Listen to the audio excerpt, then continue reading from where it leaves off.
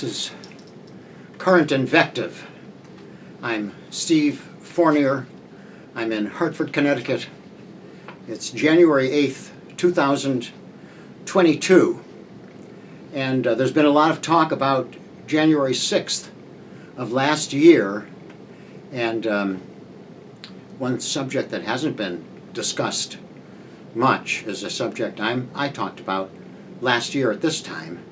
And I reread this. I think it still sticks. See what you think.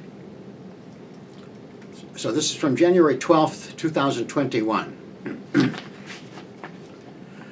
I listened to the first-hand accounts of several members of Congress recalling the fear, the shock, and the indignation that overtook legislators with the arrival of bands of psychopathic vandals at the doors of the Senate and House chambers.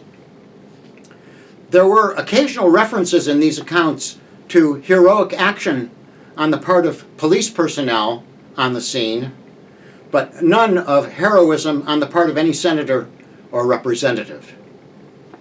This shouldn't surprise us. Candidates for Congress are not recruited for their courage.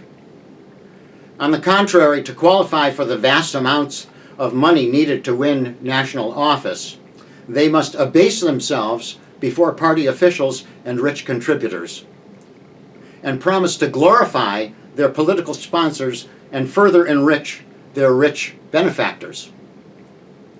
Courage, critical thinking, independent judgment, these are not desirable qualities for participants in high-stakes politics. I had a hard time generating any sympathy for the panicked delegates who found it necessary to cower under desks when rioters entered the chambers. We shouldn't fail to note that they invited this conflict by letting Trump escape liability last year. Betrayed by subordinates for acts of bribery and extortion disguised as foreign relations, Trump was exposed unambiguously as a villain. It was clear that he had committed his crimes openly, gloated sickeningly over his vindication, and would certainly go on to further malfeasance, and they let him walk. On the Republican side, not a single member voted to bring about his removal from office. His crimes were perfectly documented, but Republicans refused to credit the unrebutted evidence. They gave him a license to commit worse crimes, and he did just that. On the Democratic side, they took a dive. They wanted to damage him for the upcoming election, but they also desperately wanted to face him damaged in that same election. They were running their weakest candidate, and Trump's dishonor would be the main issue. In the meantime, they would be able to raise millions to defeat him. So the Democrats assembled an amateur legal team to present an incoherent case by way of prosecution. At the conclusion of the trial, the senators voted their political affiliations. There were no acts of conscience. The outcome was a foregone conclusion, as any Democrat will acknowledge, and it accrued to Democrats' political advantage. Ask yourself whether Biden would have beaten Pence if Trump had been removed a year ago. Ask how much money the Democratic Party wouldn't have collected if Trump had been history for a year. It wasn't just police guards that allowed the rioters in. Trump's vindication was a harbinger of worse mischief. Most Americans know that politics is an industry, not a social institution. It's an industry that puts more stock in cash flow than in the product it's meant to deliver, sound public policy. An angry mob intent on the violent overthrow of government may be an unwelcome assembly for the republic, but for the politics industry, it's a windfall. There's no serious doubt that this lethal disorder will raise millions of dollars for Democrats that they wouldn't have gotten otherwise. A political rule of thumb will be reaffirmed. Scare people, and they'll give you money to protect them. The same politicians who were cowering under the furniture last week are salivating today at the fundraising prospects this event opens up.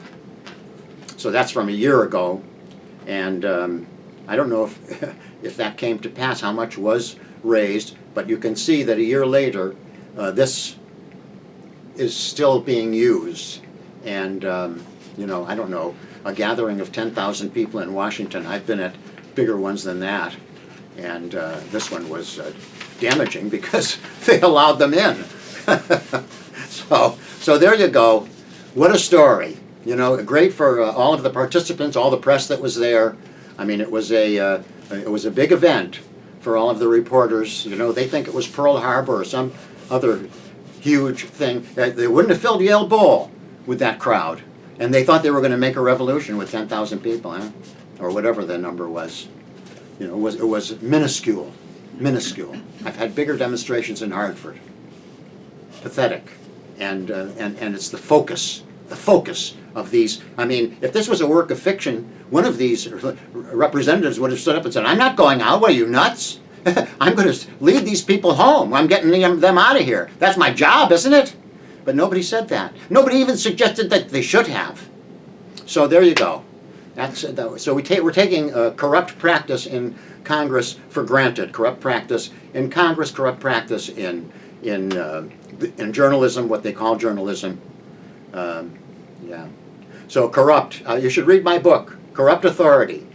It's on Amazon. Sorry, it's on Amazon. This is I'm Steve Fournier. This is current Invective.